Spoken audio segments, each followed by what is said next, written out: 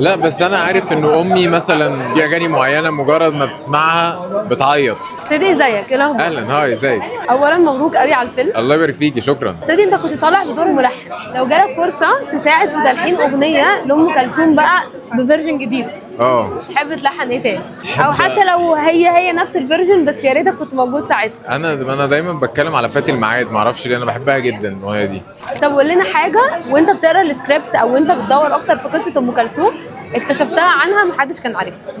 اكتشفت كم المجهود اللي عملته في لم التبرعات بعد النكسه، والتفاصيل بتاع حفلتها في باريس، دي حاجات ما كنتش عارفها بالتفصيل ده. طب قول لنا ذكرى فاكرها بحاجه ريليتد لام كلثوم، سواء مثلا عيلتك راحت حفله ليها، كنت بتسمع لها حاجه. لا بس انا عارف ان امي مثلا في اغاني معينه مجرد ما بتسمعها بتعيط لام كلثوم، فبقيت باخد بالي انا بسمع ايه لام كلثوم جنب امي، ايه اللي ينفع نسمعه وايه اللي ما ينفعش.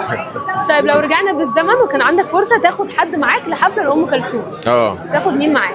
اخد ابويا لان هو بيحبها جدا وكان هيقدر تجربه زي دي. طب هقول لك شويه مواقف وتقولي في المواقف دي تحب تشغل ايه لام كلثوم.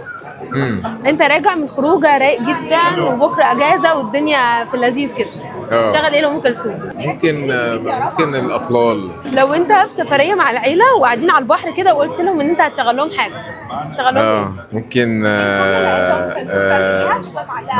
مدام تحب بتنكر ليه، اللي كانت انهي دي. انت صاحي يوم اجازه كده وسلو مورنينج وبتجهز فطار، شغل ايه جنبيه حتى لو مش ام كلثوم، شغل اغنيه رايقه. اشغل يا ناس يا وعدي عبد الوهاب. تحفه. ثانك يو يا سيدي، ميرسي قوي، شكرا شكرا ليك.